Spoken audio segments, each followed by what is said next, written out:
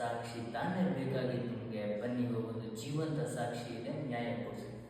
ನಾಚಿಕೆ ಆಗ್ಬೇಕು ನನ್ನ ಮಕ್ಕಳು. ನಿಮಗೆಲ್ಲ ಯಾರೋ ಒಬ್ಬ ಹೆಣ್ಮಗು ಅನ್ಯಾಯ ಆಗ್ತಾ ಇದೆ ಅಂತ ನ್ಯಾಯ ಕೊಡ್ಸೋಕ್ಕೆ ಬಂದರೆ ಅವ್ರ ಮೇಲೆ ಗೂಬೆ ಕೂರಿಸ್ತೀರ ನೀವು. ನೀನು ಆ ಜಾತಿ, ಈ ಜಾತಿನು ಅಂತ. ಅದು ಯಾವಾಗ ಬುದ್ಧಿ ಬರುತ್ತೋ ನನ್ನ ಮಕ್ಕಳು. ಆ ಸ್ವಾಮಿ ಮಂಜುನಾಥನ ಕೃಪೆನೇ ಅನ್ಕೊಬೋದು ನಾವು.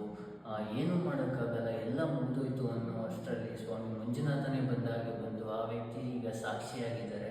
ಹೌದು ಕಣ್ರು, ನಿಮ್ಮ ಪ್ರಕಾರ ಆ ಊರಿನ ಗೌಡ್ರದ್ದು ತಪ್ಪಲ್ಲ, ಆ ವಿದ್ಯುತ್ ಪೊಲೀಸರದ್ದು ತಪ್ಪಲ್ಲ. ತಪ್ಪು ಬಂದು ಆ ಹುಡುಗಿ ಸೌಜನ್ಯನೇ. ಯಾಕಂದರೆ ಪಾಪ ಆ ಹುಡುಗಿ ಏನೋ ಓದೋಣ ಅಂತ ಕಾಲೇಜ್ಗೆ ಹೋದ್ರು ನೋಡಿ, ಅದು ತಪ್ಪು ಅಲ್ವಾ? ಶೇಖರ್ 90% ಸಾಕ್ಷಿನೆಲ್ಲ ನಾಶ ಮಾಡಿಬಿಟ್ಟಿದ್ದಾರೆ. ಅದಕ್ಕೆ ಹೇಳೋದು ದೇವರು ಬೈರು ನಮ್ಮ ಮೇಲೆ ಅಂತ. ಈಗ ಒಬ್ಬ ವ್ಯಕ್ತಿ ದೇವರು ಬಂದಾಗೆ ಮುಂದೆ ಬಂದಿದ್ದಾರೆ ನ್ಯಾಯನ ಕೊಡಿಸೋದಕ್ಕೆ. ಇದಕ್ಕೆಲ್ಲ ಒಂದು ಅಂತ್ಯ ನಾಡೋದಕ್ಕೆ ಒಬ್ಬ ವ್ಯಕ್ತಿ ಬಂದಿದ್ದಾರೆ. ಸೊ ಅದಕ್ಕೆ ನಮ್ಮ ಕೈಗೆ ಎಷ್ಟು ಸಪೋರ್ಟ್ ಮಾಡೋಕ್ಕಾಗುತ್ತೋ ಅಷ್ಟು ಸಪೋರ್ಟ್ ಮಾಡೋಣ. ಮಕ್ಕಳ ಇನ್ನೊಂದು ಸಪೋರ್ಟ್ ಮಾಡೋಕ್ಕಾದ್ರೆ ಮಾಡಿ, ಇಲ್ಲ ಅಂದರೆ ಸೈಲೆಂಟಾಗಿ ಸೈಡಲ್ಲಿರಿ. ಇನ್ನೊಂದು ಸಲ ಅದು ಇದು ಅಂತ ನಾನು ಸೆಂಟ್ರಲ್ ತಂದರೆ ಮಕ್ಕಳ ಗ್ರಾಚಾರ ಬಿಡಿಸ್ಬಿಡ್ತೀವಿ. ಹುಷಾರ್. ನಮ್ಮ ಕರ್ನಾಟಕದಲ್ಲಿ ಮತ್ತೆ ಈ ಥರ ಆಗಬಾರ್ದು ಅಂದರೆ ಸೌಜನ್ಯ ಕೇಳಿಗೆ ನ್ಯಾಯ ಸಿಗಲೇಬೇಕು.